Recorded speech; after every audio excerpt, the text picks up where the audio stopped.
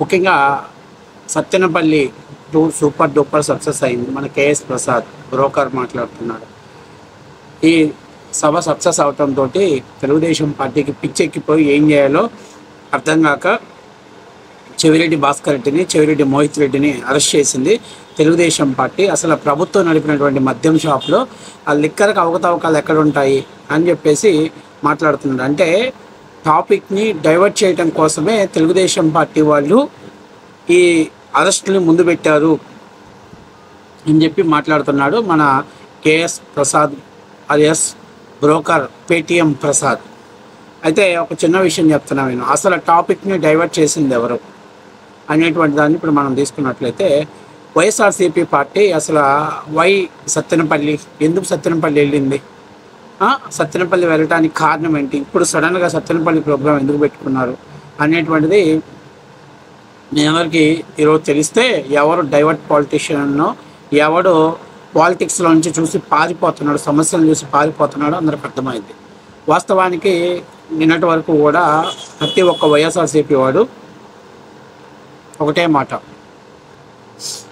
తల్లికి వందనం ఏది, తల్లికి వందనం ఏది చంద్రబాబు గారు, నీకు 15,000, నీకు 15,000, నీకు 15,000 ఎక్కడా అని చెప్పేసి ప్రశ్నించిన వాళ్ళు ఎక్కువ.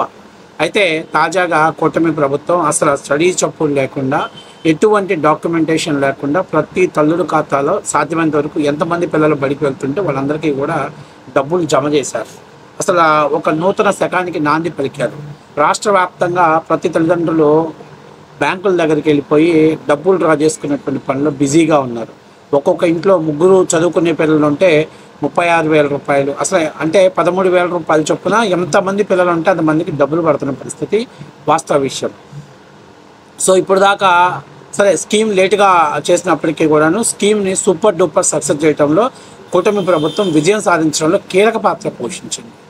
కాబట్టి ఇప్పుడు ఆ విషయం అంటే తెలుగుదేశం పార్టీకి మరియు కూటమికి వస్తున్నటువంటి హైప్ని హైజాక్ చేయటం కోసం అని చెప్పేసి ఈ యొక్క వైసీపీ ఈ యొక్క డ్రామాని తెరపైకి తీసుకొచ్చింది. వాస్తవానికి ఆయన ఎప్పుడో జూన్ 4న రిజల్ట్స్ వస్తే జూన్ 5వ తారీఖున ఆయన గడ్డిమందు తాగి చనిపోయారు. జూన్ 5వ తారీఖున గడ్డిమందు తాగితే ఆయన హాస్పిటల్ తీసుకెళ్తే జూన్ 9వ తారీఖున ఆయన చనిపోవటం జరిగింది. అంటే ఇక్కడ ప్రభుత్వం ప్రమేయం ఎక్కడుంది?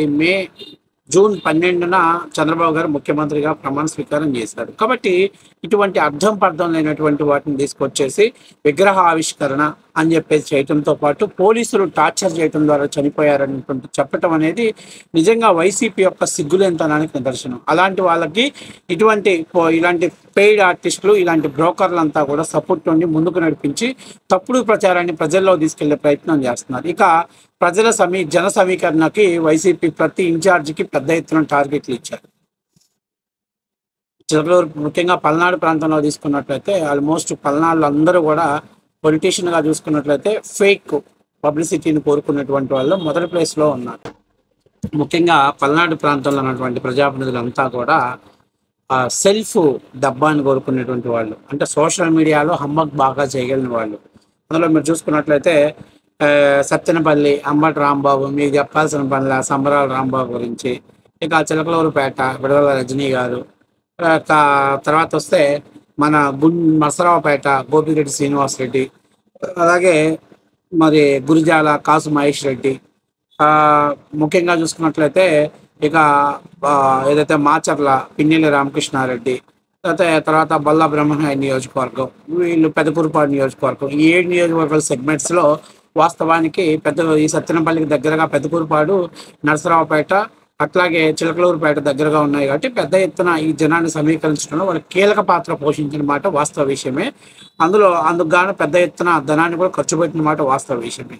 ఇప్పుడు ఒక వాస్తవ విషయం గుర్తుపెట్టుకోవాల్సింది ఏంటంటే, ఇక్కడ వచ్చినటువంటి జనానికి పెద్ద ఎత్తున మందు, బీరు బాటిల్ సప్లై చేసి వాళ్ళు ఇష్టాసారంగా చెలరేగిపోవడంతో అక్కడైతే పెద్ద ఎత్తున హైప్ వచ్చేసింది. జగన్మోహన్ రెడ్డి జననేత, జనం కోసం వచ్చాడు, జనం గుండెల్లో స్థానాలు ఉన్నాయి, జనాలు చేదరించుకొని బయటపడేసి మిమ్మల్ని దాదాపు సంవత్సరం అవుతుంది, అందుకే మీకు 11 సీట్లు ఇచ్చింది. ఇలాంటి సొల్లు మాటలు జనాలకు చెప్పకండి.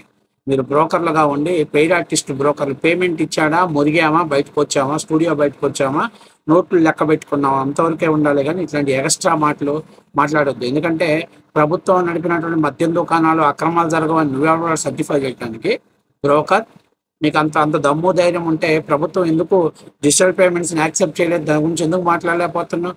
గత 5 ఏళ్లలో 3.5 ఏళ్ళు ఇటువైపు అనుకూలంగా మాట్లాడి జగన్మోహన్ రెడ్డి ఇచ్చేటువంటి పేమెంట్కి అలవాటు పడిపోయి ఈరోజు నువ్వు మాట్లాడటం అనేది బంద్ చేసేసావు.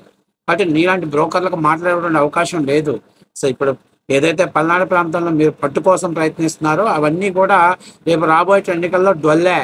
అందులో ఒక్కడు కూడా గెలిచే ఛాన్స్ లేదు. గెలిస్తే ఏమవుతుందో, ఆ నియోజకవర్గాలు ఎలాంటి నరకం పడతామో అక్కడ ఉన్నటువంటి ఏడు పార్లమెంట్ సెగ్మెంట్స్లో ఉన్నటువంటి వాళ్ళందరికీ కూడా క్లియర్గా తెలుసు. అర్థమైందా? 7 సెగ్మెంట్స్లో అందరూ క్లియర్గా తెలుసు. కాబట్టి మీరు ప్రత్యేకంగా ఎరగదీసి అక్కడ మాట్లాడి చేయాల్సినంత అవసరం ఏం లేదు.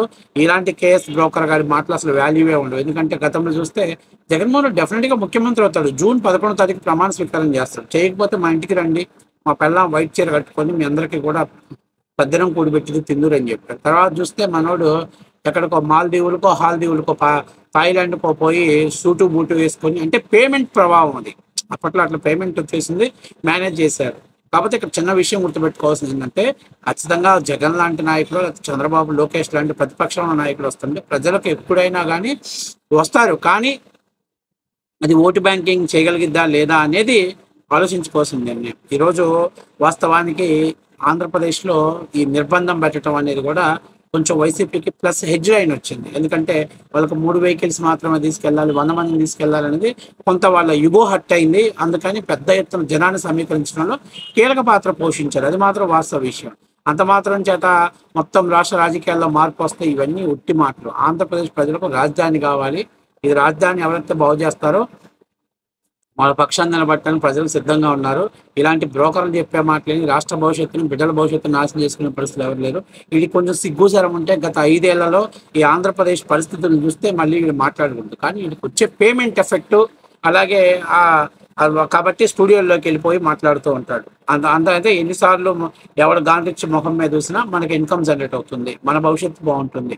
రాష్ట్ర భవిష్యత్తు ఏమైతే అంటే, బిడ్డల భవిష్యత్తు ఏమైపోతే అంటే, మనకు కావాల్సింది అమరావతి కాదు, ఇంకోటి కాదు, మనకు కావాల్సింది పేమెంట్. ఆ పేమెంట్ వస్తే సో హ్యాపీ.